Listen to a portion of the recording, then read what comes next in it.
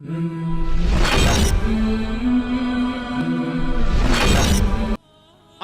کے سوا کسی اور کی اطاعت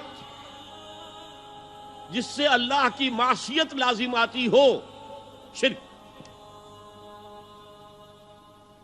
لا طاعت لمخلوق فی معصیت الخالق، مخلوق میں سے کسی کی اطاعت نہیں ہوگی کہ اس معاملے میں جس میں خالق کی معصیت لازم آ رہی۔ ہاں، خالق کے احکام کے اندر والدین کا حکم بھی مانو، اطاعت کرو،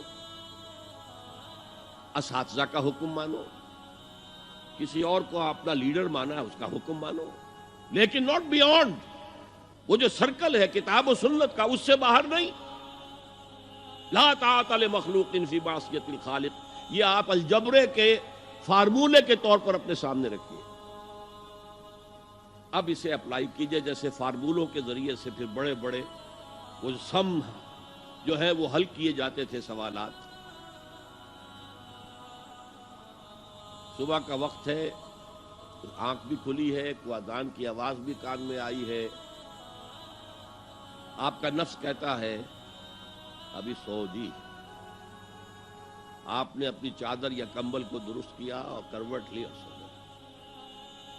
یہ کیا ہے؟ آپ نے کس کا حکم پیچھے پھینکا اور کس کا حکم مانا؟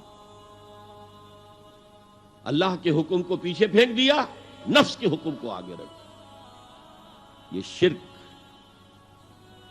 اس شرک کو جاننے والے بہت کم ہیں۔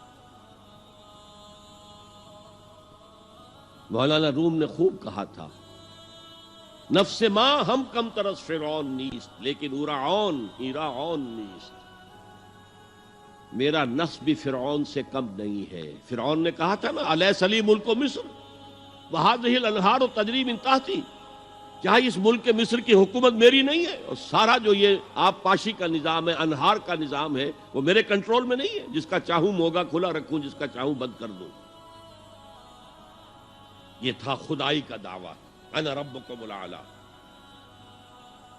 تو مولانا روم کہتے ہیں میرا نفس بھی اس سے کمتر نہیں ہے۔ وہ کہتا یہ جسم میرا ہے، اس پر میرا حکم چلے گا، میں نہیں جانتا کون اللہ کون رسول، کیا حرام کیا حلال۔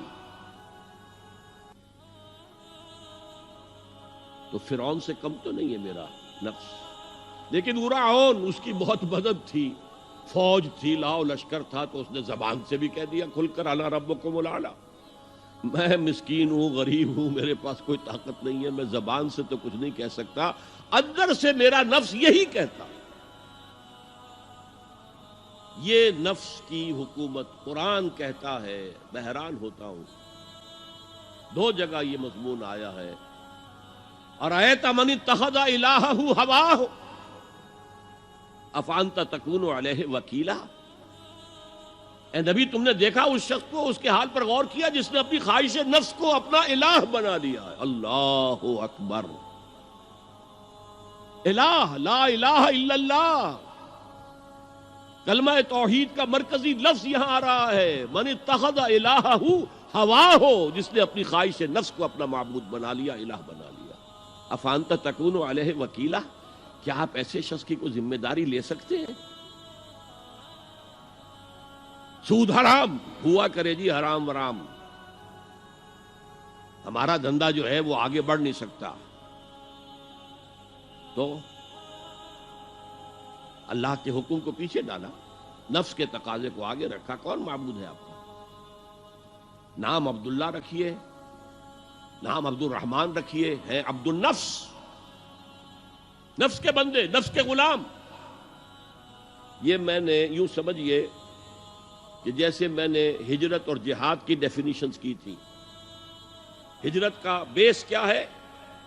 پوچھا گیا ای الہجرت افضل یا رسول اللہ، اے اللہ کے رسول بتائیے سب سے اعلیٰ ہجرت کون سی ہے، افضل؟ فرمایا ان تہجر ما کرہ ربک، ہر اس چیز کو چھوڑ دو جو تمہارے رب کو پسند نہیں۔ آج رات ہی سے آپ ہجرت شروع کر سکتے ہیں۔ جائزہ لیجئے کیا کیا چیزیں میری زندگی میں خلاف شریعت ہے، تو اللہ کو ناپسند ہے، فیصلہ کیجئے کہ آج کے بعد نہیں ہوگی، ہجرت شروع ہو گئی، افضل الہجرہ، سب سے افضل ہجرت شروع ہو گئی۔ لیکن ٹاپ پر لے جائیے تو یہ ہجرت جب اللہ کے دین کو قائم کرنے کی جدوجہد اس مرحلے پر آ جائے کہ اب باطل کے ساتھ ٹکراؤ ہے، اور اب چاہیے کہ ساری قوت ایک مرکز پر جمع ہو جائے. ہجرت فرض کر دی گئی. وہ ہجرت گھر بار چھوڑ کر، اہل و عیال کو چھوڑ کر، اور مکے کے بھیڑیوں کے رحم و کرم پر چھوڑ کر اپنے گھر والوں کو، جو لوگ ہجرت کر کے آئے. حکم تھا. ہجرت مدینہ فرض تھی، ہجرت حبشہ فرض نہیں تھی.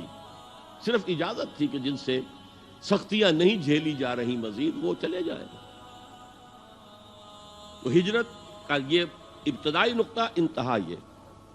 جہاد، المجاہد من جاہد نفسہ، جہاد تو یہاں سے شروع ہو گیا، اپنے نفس کے خلاف جہاد کرنا. صبح نفس نے کہا ابھی سو جاؤ، آپ نے نفس کی بات کو رد کیا، اپنا کمبل اٹھا کے پھینکا، اٹھے، وضو کیا، نماز کے لیے آپ مسجد چل دیے. آپ نے جہاد کیا نفس کے خلاف. یہ افضل الجہاد ہے. اور سب سے چوٹی اوپر یہ ہے کہ جب وہ حق و باطل کی جنگ ہو تو جان ہتھیلی پر رکھ کر میدان میں